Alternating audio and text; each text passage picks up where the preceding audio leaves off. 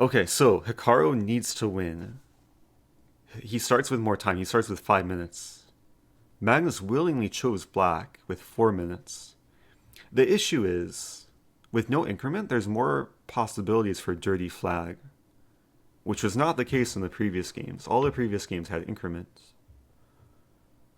And so that's very bold by Magnus um, to pick the side with less time.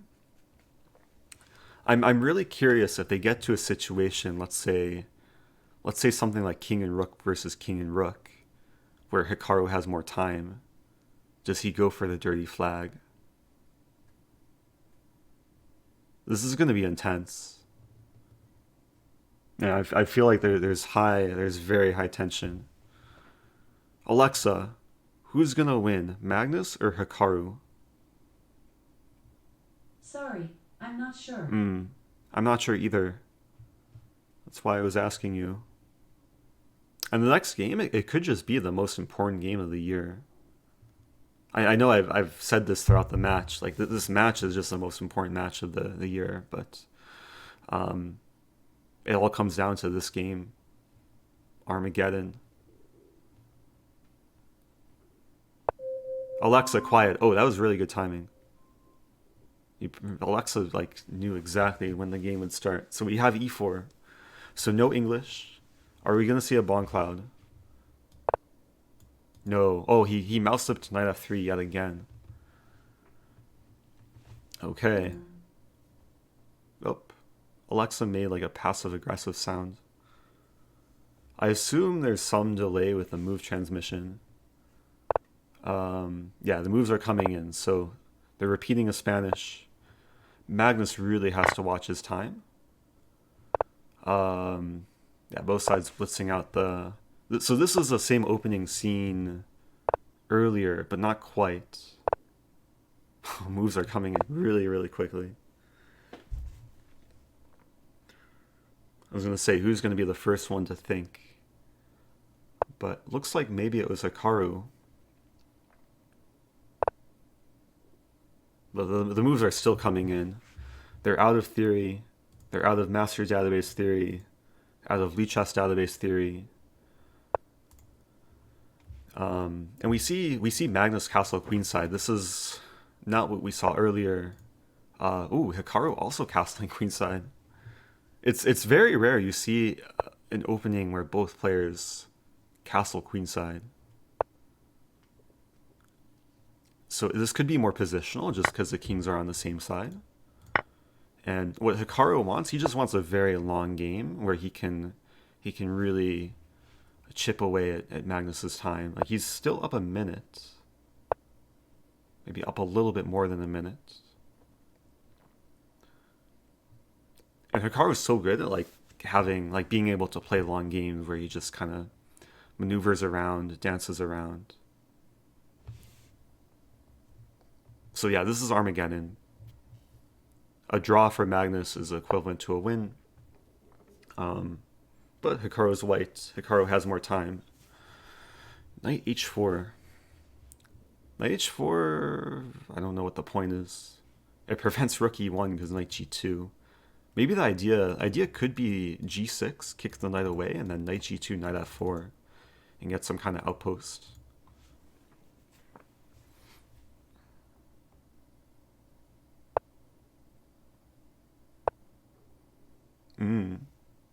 Oh, so g5. So just securing control over f4. Move still coming in very quickly. Rook g1 was preventing knight g2, but knight found its way to f4. Knights get traded. Now it's still a pretty close position. Wait, what just happened? Slow motion replay, h5. So the first trade of pawns. We now have one open file, which black controls. Oh, Magnus is controlling very nicely. But it looks like Hikaru is trying to open the G file.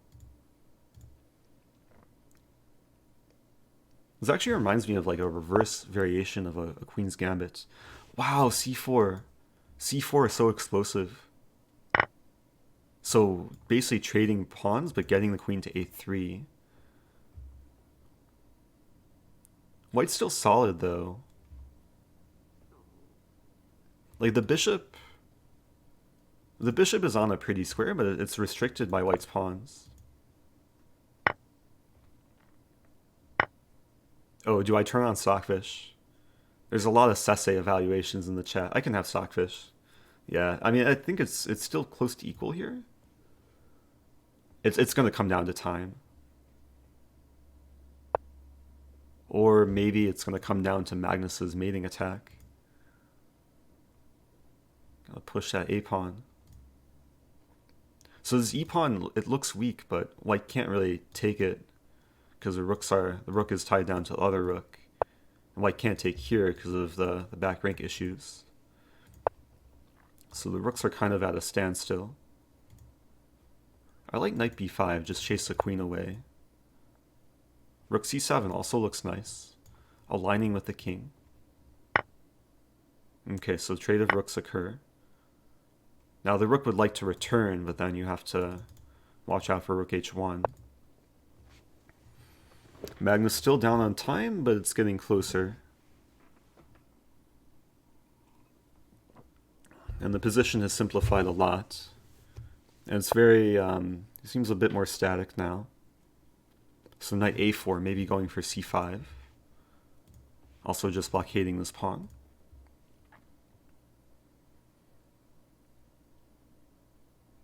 So yeah, we could see bishop d7, some repetition. Magnus goes for the queen trade. That's probably a very good decision. If queens come off, it's much easier to play.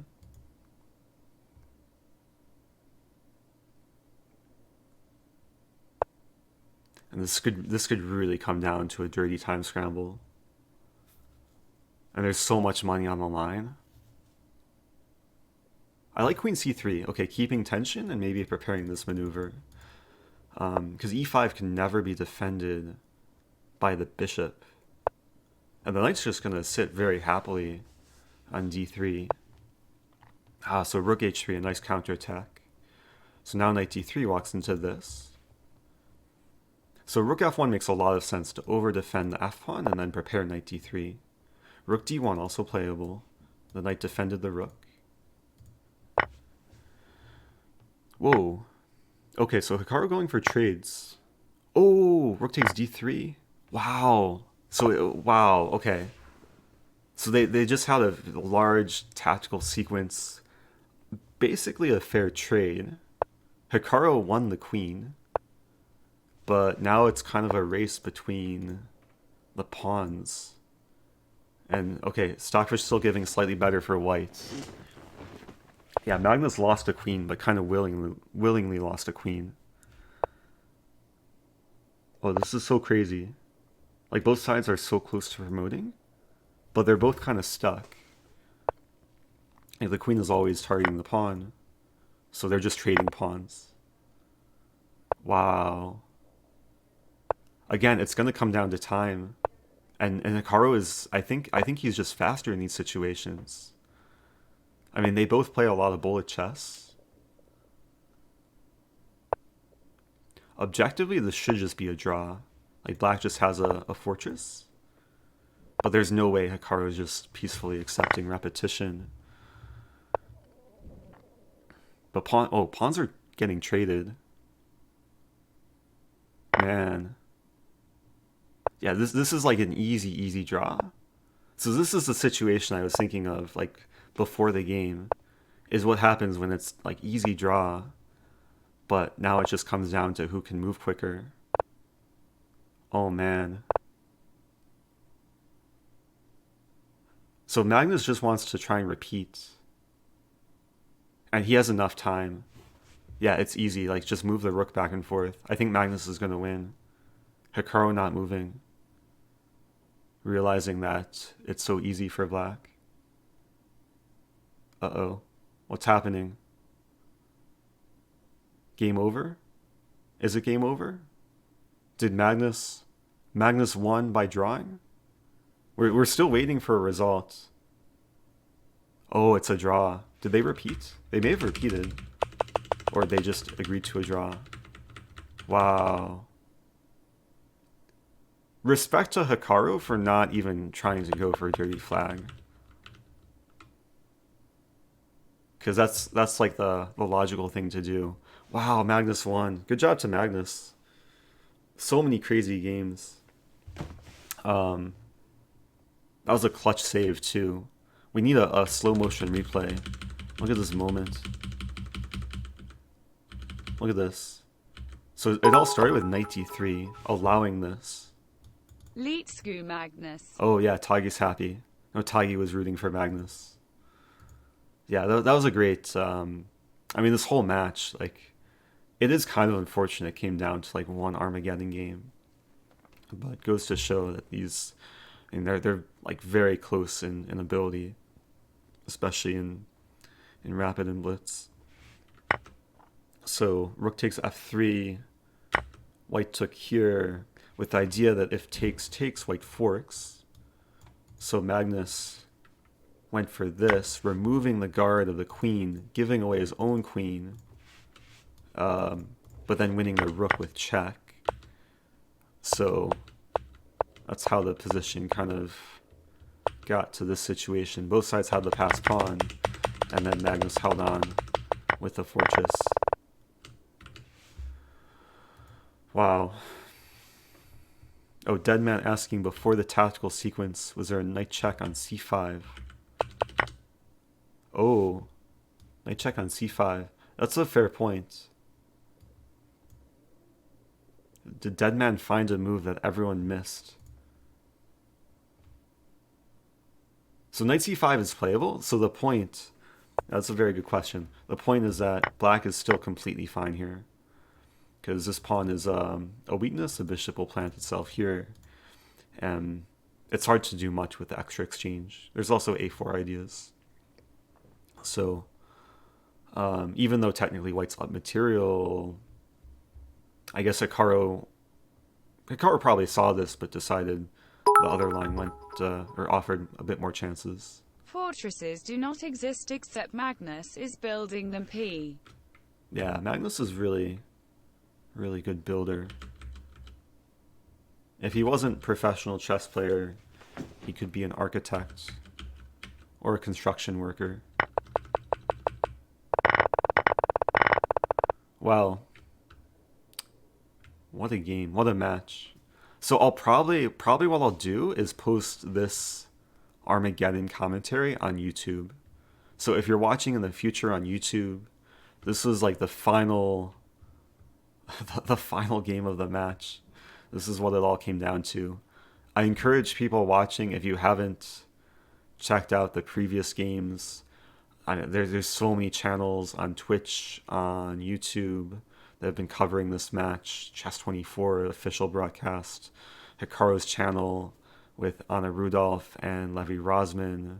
I think they had Aryan Tari too, and they had Mia about a week ago as well. I know Agad Mater has been covering almost every game from this match. So there's definitely a lot of chess to reflect on. Thank you, Big Evo, for the bits. But yeah, for people watching in the future on YouTube, hope you enjoyed this. Subscribe, follow on Twitch, and I'll see you in the future. And say hi to Tagi too. Magnus, Magnus, Magnus, Magnus, Magnus.